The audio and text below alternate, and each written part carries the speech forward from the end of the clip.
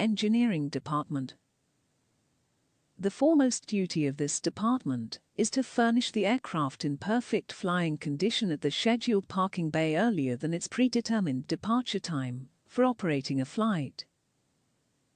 In addition to this, the personnel of this department do other incumbent checks, overhauling and maintenance of engines, technically known as power plants, airframe, the fuselage, cowlings, aerofoil surfaces, landing gears, etc., auxiliary power units, APU, and various instruments of the aircraft. Duties.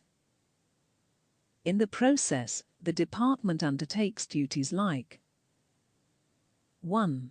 Attending to self-detected or crew-reported technical faults.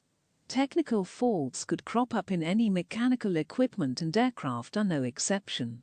The faults, technically known as snag, detected by the cockpit or cabin crew during their pre-flight checks or during the course of the flight, are reported through Pilot's Defect Report Book, PDR, and Cabin Defect Report Book, CDR, respectively. In addition to this, the engineers themselves might detect certain faults while carrying out checks on the aircraft. On all these occasions, the fault or snag has to be rectified. 2. Refueling of the aircraft. Every aircraft is normally refueled for flying the oncoming sector. The engineering personnel receive the quantity of required fuel for the forthcoming sector through flight dispatch, at stations having such facility, or from the commander of the flight directly. They refuel the aircraft in coordination with the petroleum companies. ATF, air turbine fuel, Jet A1 fuel is used for refueling the jet aircraft. 3. Checking the aircraft before a flight. Along with the refueling, before operating a sector, the aircraft also undergoes a check for its serviceability. This check is known as pre-flight check, PFC. 4. Certifying the fitness of the aircraft for flying from the departure station to the destination station.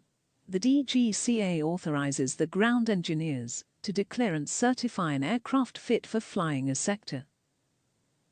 The departure engineer, having an AME license issued by the DGCA, vouches that the aircraft is technically sound to fly the forthcoming sector and remains responsible for the technical aspects and the performance of the aircraft from the engine starting time at the departure station till the engine shutting time at the destination station.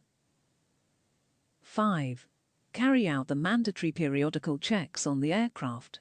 Over and above the LOC and PFC, the engineering personnel carry out certain other checks that become essential after the aircraft has done a specific period of flying, calculated in terms of number of hours. Personnel Department. This department looks after the administrative part of the airline. Although each department has its individual administrative section, they are required to at least inform, if not acquire endorsement or approval of the Personnel Department for the majority of their administrative proceedings. The department also looks after 1. Various welfare benefits to which the employees are entitled. These benefits include cooperative society, awarding long service mementos, sanctioning of house building, and/or vehicle purchasing loans, etc. 2. The benefits to retired employees. Arranging payment of the employees' retirement dues, such as Provident Fund, gratuity and other such dues, which are payable to the employees during or after their retirement. 3. The legal matters in which the airline is entangled. It is not very uncommon for the employees to take recourse to the court of law when he or she feels that the ultimate verdict of the airline over a dispute is against him or her and is intolerable. Again, the passengers or other organizations the airlines are dealing with could sue the airline. Furthermore, the airline itself might also initiate some legal procedure to safeguard their interest. This department handles and supervises all such case proceedings. Finance Department. 1. Paying salary to the employees. Dispensing with the salary, allowances and other dues of the employees has to be done on time. For this, the dues of each individual employee not only have to be ascertained, but also have to be reached to him or her, even if the concerned employee is posted out of the base. Furthermore, the same has to be done within the predetermined date. 2. Handling cash collection. A huge amount of money is collected every day at different offices of the airlines. This department does accurate accounting and suitable and safe placement of the same daily. 3. Paying and recovering loan amount of employees.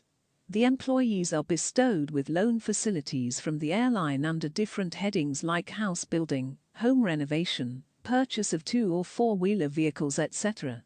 The maximum amount of such sanction depends on the grade and seniority of the employee and on the discretion of the management of the airline, but this department finally pays it.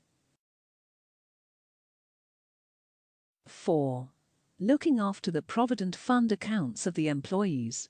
After the employees get confirmed on their post of appointment, the airline deducts a certain amount from their monthly salary towards building their Provident Fund account. This deducted amount is directly proportional to the individual's PF pay, consisting of his or her basic pay and certain allowances. The PF amount saved or contributed is augmented with a considerable amount from and on behalf of the airline and returned to the concerned employee during his or her retirement or leaving the airline, along with all other dues payable to him or her. 5. Sanctioning Provident Fund loan to employees. An employee can seek for a loan from the amount accumulated in his or her Provident Fund account. This department calculates the maximum sanctionable amount and loan until that limit is normally granted to the concerned employee. The loaned amount, along with due interest, is recovered from the monthly emoluments of the employee and is computed by this department. 6. Periodically paying the salary deducted insurance premium of the employees. The employees are privileged with the facility of maintaining salary deducted insurance policies for which the monthly premium amount is deducted from the employee's monthly salary and paid directly to the insurance company by this department.